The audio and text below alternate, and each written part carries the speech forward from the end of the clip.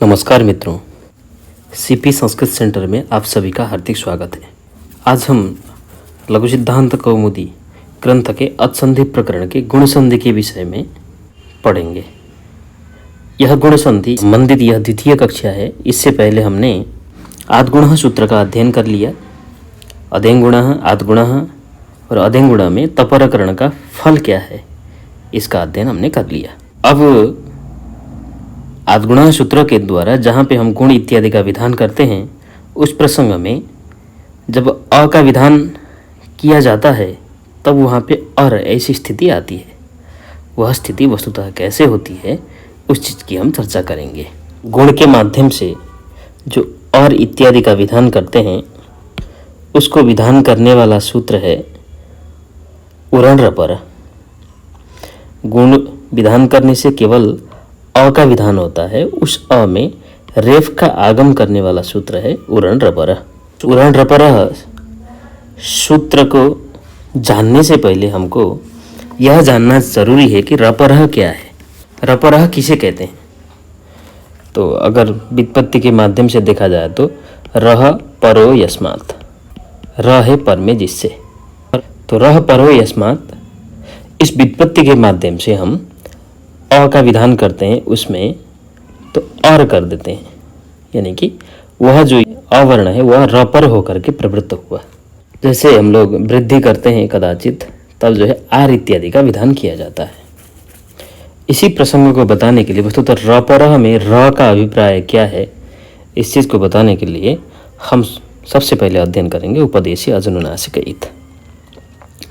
यह सूत्र हमने इससे पहले भी जो प्रसंग था हलंत्यम, उस हलंत्यम सूत्र के प्रसंग में उपदेश पद की अनुवृत्ति कहाँ से चली गई हलंत्यम में, इसके विषय में हम जब पढ़े थे तब भी इस सूत्र की चर्चा हमने की थी। जो उपदेश अजनुनासिक ईद जो सूत्र है, उस सूत्र में उपदेश का अभिप्राय क्या है, हमने हलंत्यम सूत्र के व्याख्यान के प्रसंग में इस चीज़ की चर्चा नहीं की। उपदेश क्या है, इसके विषय में एक कारिका मिलती है कि धातु सूत्र गणोणादि वाक्य लिंगानुशासनम आगमः प्रत्ययादेशः उपदेशा प्रकृतिता, यानी कि उपदेश शब्द से धातु सूत्र गण उणादि वाक्य लिंगानुशासन आगम प्रत्यय और आदेश, इनको हम उपदेश शब्द से व्यवहार करते हैं। ये सामान्य अर्थ है। धातु के अंत्य में, उणादि के अंत्य में अथवा वाक्य के प्रसंग में कहीं हो लिंग आगम प्रत्यय और आदेश, इनके अंतिम में विद्यमान जो भी हल वर्ण रहता था, उस हल वर्ण की संज्ञा हलंत्यम सूत्र के द्वारा की जाती थी। अब यह सूत्र जो उपदेशीय अजनुनासिक इत सूत्र है, यह सूत्र उपदेशावस्था में जो अनुनासिक अज है, उस अनुनासिक अज की इत संज्ञा करती है।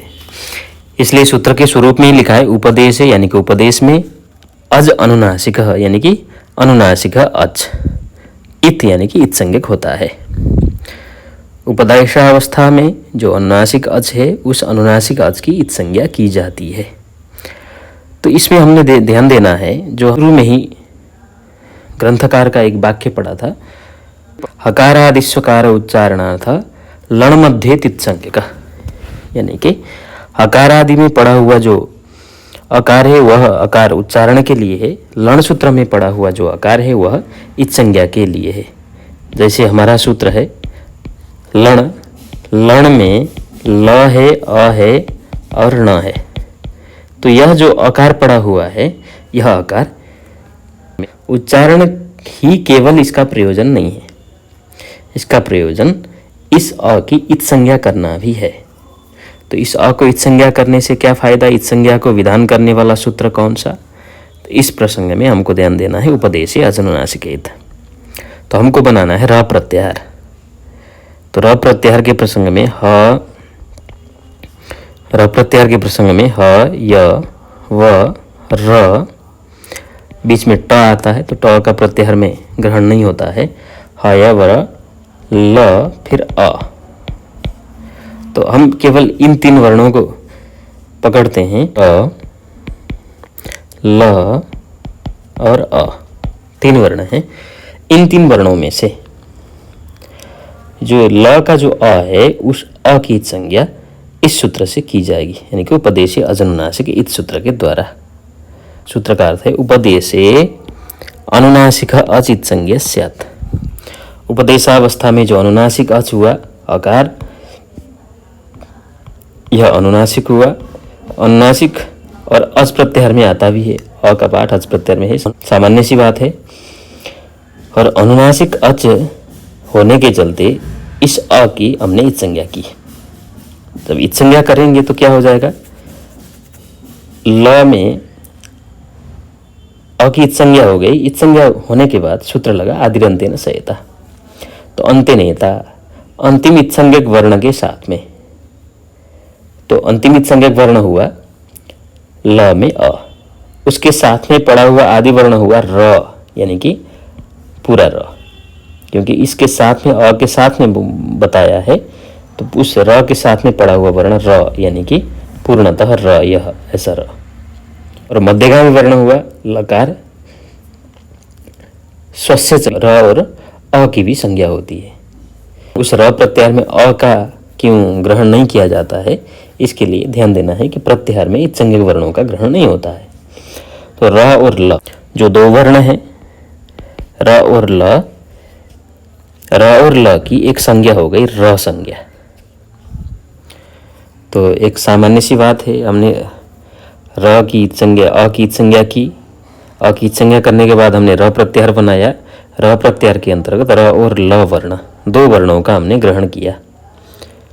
तो किसी ने पूछा यहाँ पे कि जो लण का जो अ है, लण में पठी जो अ है, यह अनुनासिक है, हम कैसे जानेंगे? क्योंकि इसमें अनुनासिक को जानने के लिए कहीं ना कहीं इस प्रकार की चंद्र बिंदु इत्यादि दिखाई जाती हैं। चंद्र बिंदु इत्यादि के माध्यम से अनुनासिक को जाना जाता है। तो यह अनुनासिक है, हम यह कैसे जानेंगे? तो इसके लिए सामान्य सा एक इन्होंने उत्तर लिखा है, प्रतिज्ञानुनासिक्याः पाणिनीयाः। तो प्रतिज्ञा अर्थात होता है कि प्रतिज्ञायते अभ्युपगम्यते इति प्रतिज्ञा, जिसकी प्रतिज्ञा की गई है, तो ऐसे क्या है, अनुनासिक है। तो प्रतिज्ञायते इति प्रतिज्ञा, अनुनासिक्य, उसको अनुनासिक्य यहाँ पे है, संधि होने से प्रतिज्ञानुनासिक्य हुआ है। तो अनुनासिकस्य भावः इति अनुनासिक्यम। तो प्रतिज्ञा अनुनासिक्यः पाणिनीयः।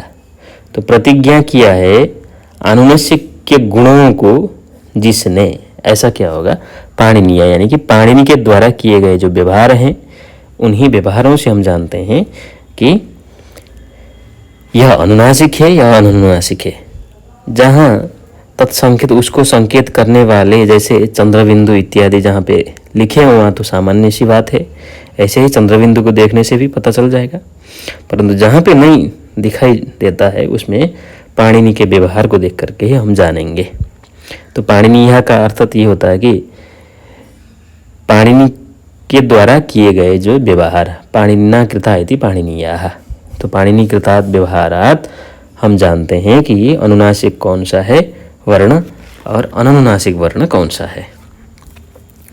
इसके लिए अलग अन्य प्रकार की व्याख्यान भी हो सकती हैं, परंतु उसकी प्रस्तुति हम यहाँ नहीं करेंगे।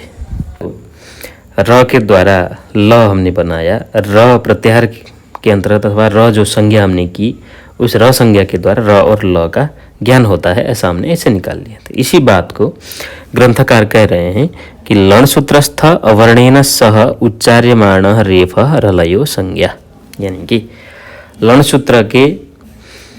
लणसूत्रस्थ अवर्ण के साथ में, जैसे हमने अभी बताया था, ल प्लस अ और इसके साथ में र, यानी कि लणसूत्रस्थ पड़ा हुआ जो आकार हुआ, ये आकार इस अवर्ण के साथ में उच्चार्यमाणः रेफ, यह आदि वर्ण, वह क्या करता है, वह रेफ जो है एक संज्ञा है। तो संज्ञा है तो संज्ञा का बोध कराएगा। तो इसकी संज्ञा कौन सी है, तो रलयः, यानी कि र और ल, उसकी संज्ञा है र और ल, इसलिए रलयो संज्ञा ऐसा लिखा है। यानी कि र और ल के द्विवचन में रलयो बनता है। तो रलयो संज्ञा अर्थात र और ल की एक संज्ञा हो गई, वह संज्ञा क्या है, र। तो र के अंततः र और ल इन दोनों वर्णों का ग्रहण किया जाएगा। तो लणसूत्रस्थावर्णेन सह उच्चार्यमाणो रेफो रलयो संज्ञा। रेफ के द्वारा र और ल का ग्रहण किया जाता है। इसको जानने के बाद हम पुनः सूत्र में पहुंच रहे हैं जहाँ पे इसका प्रयोजन है। इस संज्ञा का कोई ना कोई तो प्रयोजन होगा। तो प्रयोजन ये है उरण रपरह जो सूत्र है उस रपरह में र को जानने के लिए, क्योंकि यहाँ पे जो लिखा है उरण रपरह सूत्र में रपरह में जो र है वह उसका अर्थ है र प्रत्याहार, यानी कि उ शब्द री शब्द के षष्ठी के एक वचन में बनता है उ का अर्थ होता है री स्थाने, री के स्थान में। यह अण, जिस अण का हम विधान करने जा रहे हैं वह अण रपरह रकारः परो यस्मात्, यह अण का विशेषण है। वह जो अण है वो क्या है, र पर में होते हुए दिखाई देता है अथवा उसका विधान किया जाता है। जैसे इसके अनुवाद के रूप में इन्होंने लिखा रि इति त्रिंशत संज्ञा इति उक्तम। ये क्योंकि उ में जो री है उस री का मतलब क्या है, तो ये बताना चाह रहे हैं कि रि इति त्रिंशत संज्ञा इति उक्तम। जो री वर्ण है वह री वर्ण 30 प्रकार का होता है, हमने ऐसा कहा है वृत्ति में। इसलिए तत्स्थाने यानी कि री स्थाने, री के स्थान में यह अण, जिस अण का हम विधान करने जा रहे हैं वह अण सह रपरः सन्नेव प्रवर्तते, रपर होकर के ही प्रवृत्त होता है। अगर हम अण प्रत्याहार का विधान करते हैं तो यहाँ अण से पूर्व णकार ही लेना है। अण अर्थात अ ई उ न, तो उन ण को हटा करके अ रेफ को साथ में लेकर के प्रवृत्त होंगे। यानी कि कथनचित अ का विधान करते हैं तो वह अर होगा, ई का विधान करते हैं तो वह ईर होगा, उ का विधान करते हैं तो वह जो है उर होगा। इस रूप में तीनों अण प्रत्याहार के रूप में विधान किए जाते हैं। तो उदाहरण के लिए इन्होंने लिखा है कृष्णार्धि तवलकार, तो इसको संधि विच्छेद करेंगे तो क्या हो जाएगा, कृष्ण प्लस रिद्धि। तो कृष्ण रिद्धि ऐसी स्थिति में सूत्र लगेगा आद्गुण। आद्गुण सूत्र लगने के बाद कृष्ण के आकार के स्थान में और रिद्धि के रिकार के स्थान में जब हम गुण करेंगे तो गुण में 3 वर्ण आते हैं अ ए ओ। जब अ ए ओ वर्ण आते हैं उनमें से किसका विधान किया जाए, तो अनियम में नियम करने वाला सूत्र है स्थानांतरतमः। स्थानांतरतमः सूत्र कहता है कि प्रसंग होने पर सदृशतम आदेश किया जाता है। तो कृष्णा का आकार का कंठस्थान, रिकार का मूर्धास्थान, कंठ और मूर्धास्थान में मिलने वाला अकार, एकार और ओकार में कोई भी नहीं है। तो किसका विधान किया जाए, तो यहाँ बताया जाता है प्रत्या सत्या, हम लोग अ का विधान करते हैं, क्योंकि कोई स्थान वाला वर्ण न मिलने की अपेक्षा प्रथम उपस्थित होने के चलते अ का ही विधान करते हैं। क्योंकि कृष्णा के आकार के स्थान में विधान किए जाने के चलते अकार का कंठस्थान है तो कंठस्थान वाला वर्ण हमने अ का विधान किया। जब अ का विधान करेंगे तो सूत्र लगेगा उरण रपर, कृष्ण प्लस अ प्लस द्वि। तो जब उरण रपर लगा री इति त्रिंशत संज्ञा इत्युक्तम तत्स्थाने, यानी कि रिकार के स्थान में, कृष्ण रिद्धि में अकार और रिकार के स्थान में हमने विधान किया है। यह अण, जिस अण का हमने विधान किया है सह रपरः सन्नेप प्रवर्तते, वह जो है रपर होकर के ही प्रवृत्त होगा। तो जब अ के स्थान में रपर होने पर अर हो जाएगा तो क्या बनेगा, कृष्णर धी ऐसा बनेगा।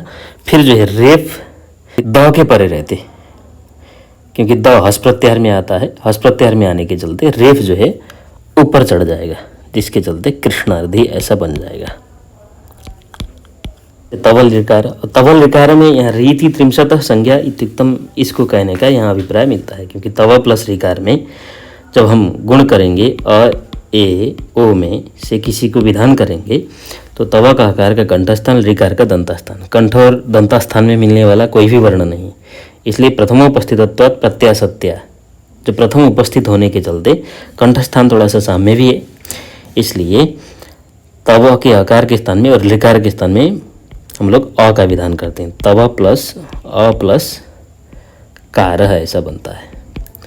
अब जब उरण रपर सूत्र की प्रवृत्ति होगी तब री के स्थान में विधान किया जाने वाला, तो री मतलब 30 प्रकार का, 12 प्रकार का ऋकार भी यहाँ पे लिया जाएगा। उसके स्थान में विधान किया गया जो अ है, अण, क्योंकि अ जो है अण के अंतर्गत आता है, वह रपरः सन्नेव प्रवर्तते, रपर होकर के ही प्रवृत्त होता है। तो रपर होने का मतलब यहाँ पे रेफ नहीं होगा, क्योंकि र के द्वारा हमने र और ल का ग्रहण किया है। जब र और ल को ग्रहण करेंगे तो यहाँ पे ल होगा, जिसके चलते तवल कारः ऐसा रूप बन जाएगा। कृष्णादि में जो रेफ है वह रेफ ऊपर कैसे चला गया, तो एक कार्य का नियम हमारे समक्ष उपलब्ध होता है। रेफ स्वरम दृष्ट्वा अधो याति, स्वर को देखने पर नीचे की ओर चला जाता है, नीचे लग जाता है। और हसस्सो परिगच्छति, हस प्रत्याहार पर में देखता है। रिद्धि में जो दकार है वह दकार हस प्रत्याहार में आता है, इसके चलते हसस्सो परिगच्छति, हस प्रत्याहार में आने पर ऊपर चला जाता है। पर में अगर हस प्रत्याहार हो तो ऊपर चला जाता है, इसलिए कृष्णार धी ऐसी स्थिति थी। अब यहाँ पे रेफ ऊपर चला जाएगा तो बनेगा कृष्णाधि। तो स्वरम दृष्ट्वा अधो याति हसस्सोपरि गच्छति, जहाँ अवसान होने पर यानी कि रेफ के परे कोई वर्ण न होने पर वह रेफ जो है विसर्ग के रूप में परिणत होता है। जैसे रामर, यहाँ जो रेफ है यह रेफ विसर्ग के रूप में परिणत होगा, क्योंकि इसके बाद में कोई भी वर्ण नहीं है, वर्णों का अवसान है, कोई वर्ण नहीं है, इसलिए रेफ जो है विसर्ग के रूप में परिणत होता है, जिसके चलते रामः ऐसा बनता है। इस प्रकार से गुण संधि लघु सिद्धांत कौमुदी के हिसाब से पूर्ण हुई। तो दोस्तों, कल पुनः हम फिर पूर्वत्रा सिद्धम विषय को लेकर के हम उपस्थित होंगे। तब तक के लिए इजाज़त दीजिए। अगर कोई प्रश्न हो तो अवश्य ही कमेंट के माध्यम से पूछें, उसका उत्तर अवश्य ही कमेंट में दिया जाएगा। धन्यवाद।